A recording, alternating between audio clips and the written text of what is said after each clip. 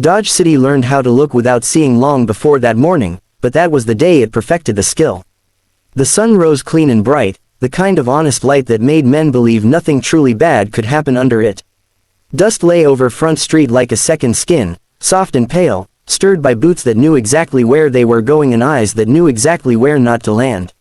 Shop doors creaked open, a bell rang somewhere and rang again, sharp and cheerful. Coffee steamed from tin cups. The town assembled itself piece by piece, ordinary and unbothered.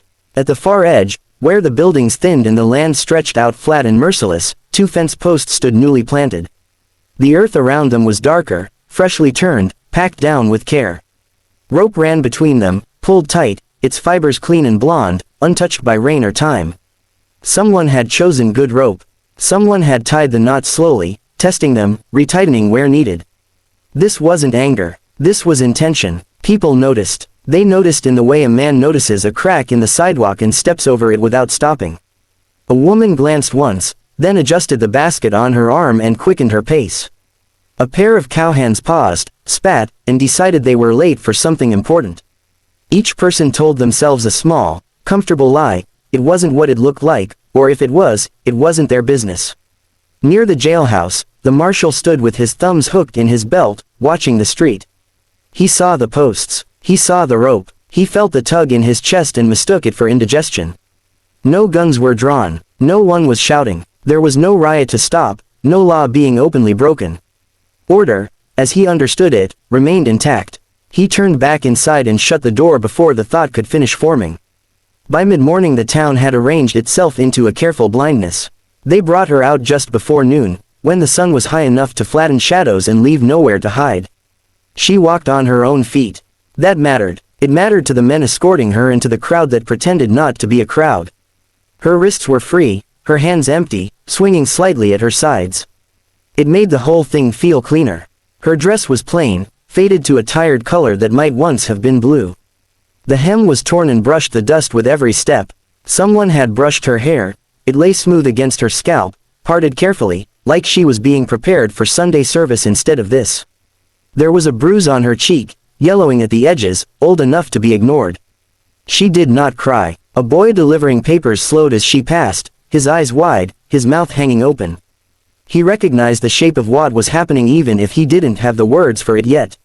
His father's hand came down hard on his shoulder and steered him away. "Don't stare," the man said, not cruelly. "It ain't polite." The word had moved faster than facts ever did. It had slipped through saloons and kitchens, over counters and card tables, carried in lowered voices and knowing looks. She had done something. She was the kind of woman who did things.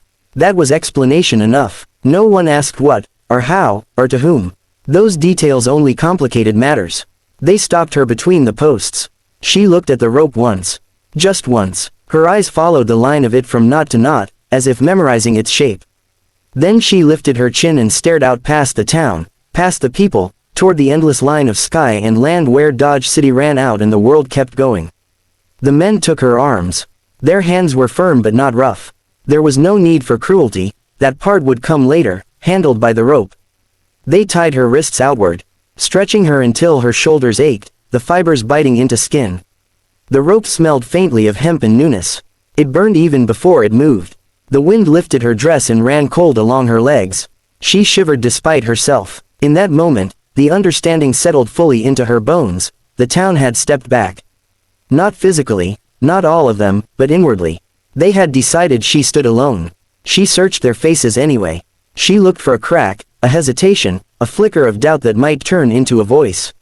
She found eyes fixed on boots, on storefronts, on nothing at all.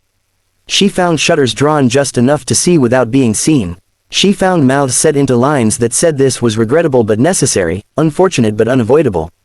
A woman she recognized, someone she had once shared bread with, met her gaze for half a second before looking away, as if burned. When the first strike came, the sound tore out of her chest before she could stop it. It was raw and sharp, a noise that didn't belong to language. Pain bloomed fast and bright, a white heat that swallowed thought. Her body arched against the rope, fingers curling uselessly. Somewhere a piano inside the saloon hit a wrong note. The player corrected it and kept going.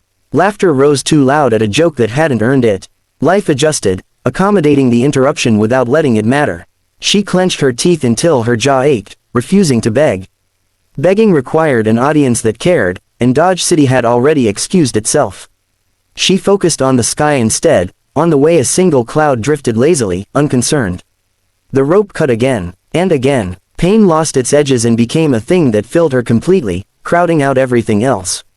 Time stretched and twisted. She tasted blood where she had bitten through her lip.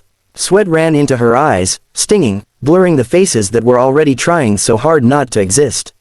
At some point she stopped making noise. Not because it hurt less, but because there was nothing left to give the sound meaning. The men worked steadily, methodically, doing what they believed had to be done. They did not look at her face. When it ended quietly. They untied her and let her fall. Her knees struck the dirt. Her hands scraped raw against the ground as she tried to catch herself. For a moment she stayed there, breathing shallowly, the world tilting. No one stepped forward. Then someone cleared a throat. Someone else turned away first, as if permission had been granted.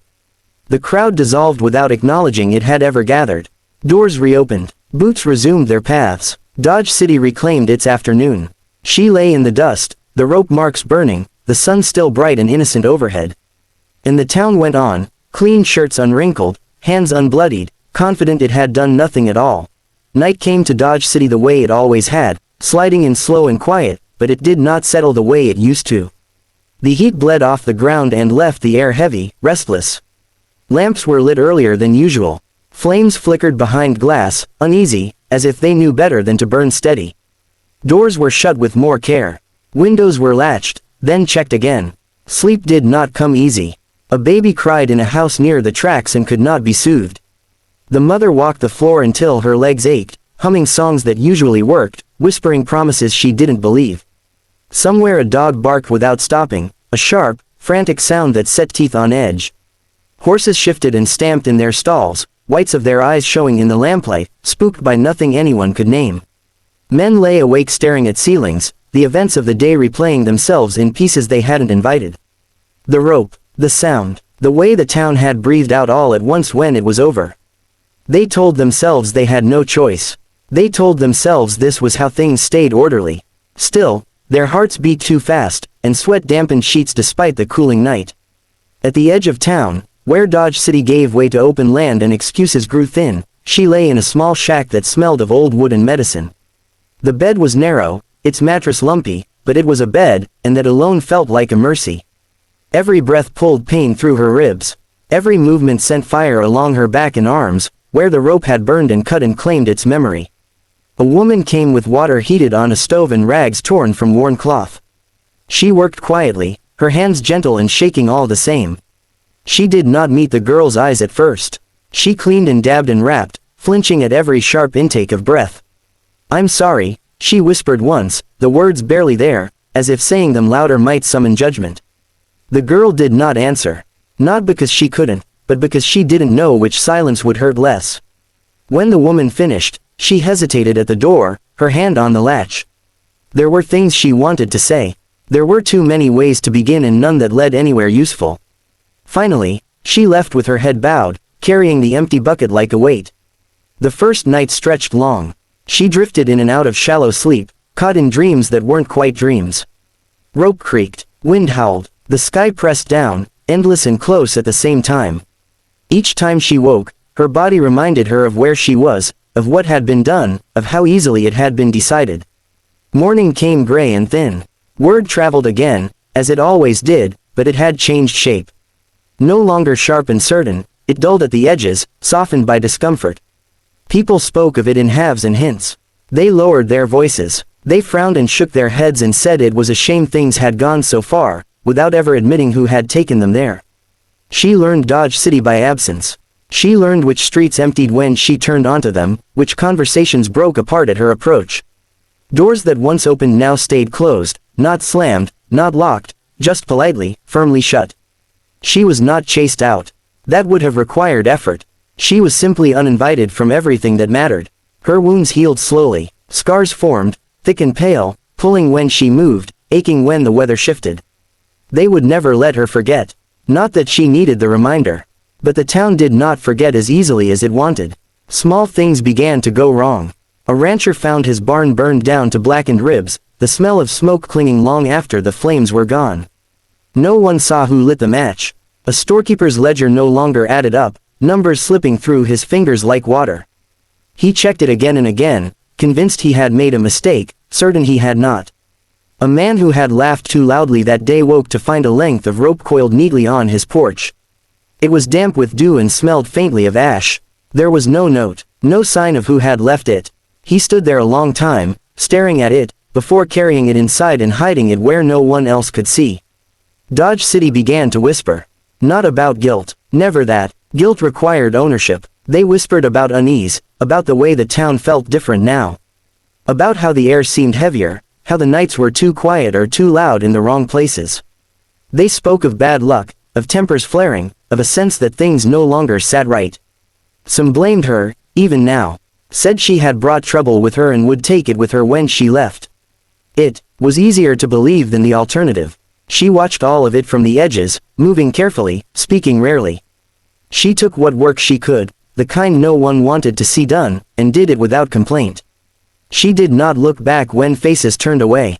She had learned what looking for mercy cost. One morning before dawn, she packed what little she owned.